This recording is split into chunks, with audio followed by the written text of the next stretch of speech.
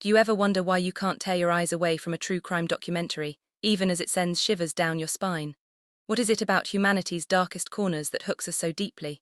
In 2025, true crime consumption soared, with streaming platforms logging 1.2 billion hours watched globally in Q1 alone.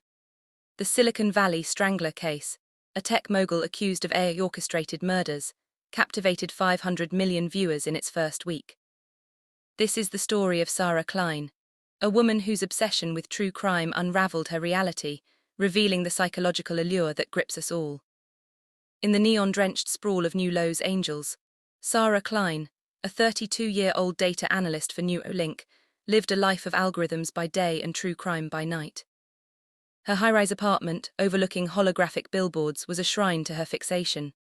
True crime podcasts whispered through earbuds, documentaries flickered on her wall screen, and VR apps let her solve cases like the 2023 Phantom Hacker Spree, where deepfake harassment drove victims to suicide. As Dr. Alina Voss, a forensic psychologist, I met Sara in my sleek office in the city's psych district. "Why the obsession?" I asked. "It's like a puzzle," she said, twisting a VR glove. "If I understand why killers do it, I'm safer, plus it's thrilling." This is morbid curiosity, rooted in survival instincts. Our ancestors who studied threats lived longer. In 2025, with AI surveillance curbing crime but media amplifying fear, true crime fills that primal void. A 2025 APA study found 68% of viewers feel empowered by knowledge, yet for Sara it was addiction. It began with The Strangler, escalated to Ted Bundy archives, and intensified with neural implants simulating victims' final moments. "Feeling their fear makes me alive," she confessed. But there were signs of trouble. Nightmares haunted her stalkers in augmented alleys. She checked locks obsessively. "It's affecting your life," I warned, citing vicarious trauma. "Heavy exposure mimics PTSD with a 22% paranoia spike among Gen Z per a 2025 Harvard study." Sara brushed it off. Knowledge is power.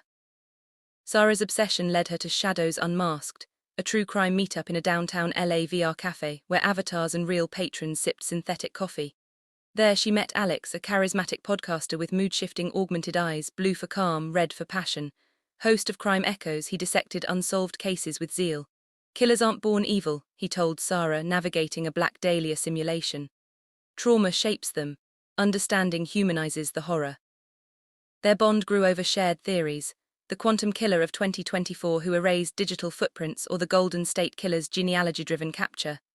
A 2025 Pew poll showed 45% of enthusiasts find community in true crime, a salve for post-pandemic isolation. Sara felt seen, but her paranoia deepened. She avoided dark streets, installed neural firewalls. "Immersion fatigue," Alex reassured. Psychologically, true crime balances empathy and schadenfreude. We bond with victims via oxytocin but distance ourselves. "Not me." Yet Sara's nightmares blurred lines: herself as victim, then killer. "I introduced cognitive dissonance, abhorring violence while craving it." She rationalized: "It's educational." The 2025 mirror murders gripped the nation. Victims were posed before mirrors, their reflections altered via AR filters to resemble infamous killers, with notes reading, "See yourself in me." Dubbed the Reflection Reaper, the killer sparked a media frenzy. Sara and Alex dove in, simulating crime scenes in VR, scouring dark web leaks. "It's psychological warfare," Alex said, eyes flickering amber, "forcing victims to face their demons." Then a chilling message hit Sara's Neuralink: "You understand the abyss, don't you?" A link led to a VR labyrinth of mirrors where a faceless figure whispered, "Why do you watch? To feel superior, to flirt with death?" Shaken, Sara told Alex, who grinned, "Maybe it's the Reaper." Her research intensified. A 2025 Journal of Abnormal Psychology study linked heavy true crime consumption to subclinical thrill-seeking. Sara questioned her motives: empathy or envy of killers, control. She avoided mirrors, fearing her reflection hid secrets. In therapy, we explored identification, projecting onto victims or perpetrators. "I'm both," she admitted, voice trembling. Shadows Unmasked turned fervent. In a metaverse hub, members debated nature versus nurture, some glorifying killers. A retired detective guest warned, "You're making them stars." Indeed, Reaper-themed NFTs sold for millions.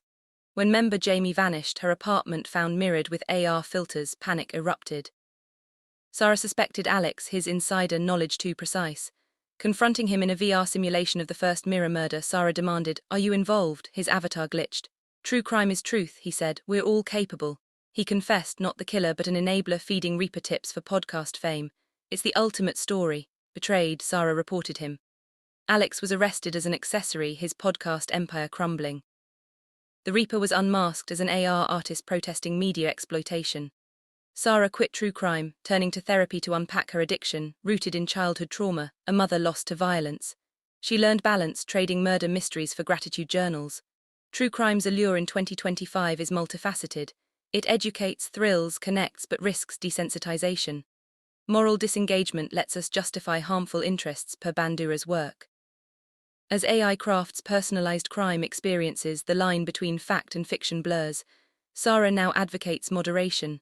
Understand the psychology, she says, but don't lose yourself. Next time you hit play, ask, what am I chasing in the dark? As platforms evolve with AI-generated personalized crimes, the line blurs further. The question remains, what draws you in? Thanks for watching and don't forget to subscribe.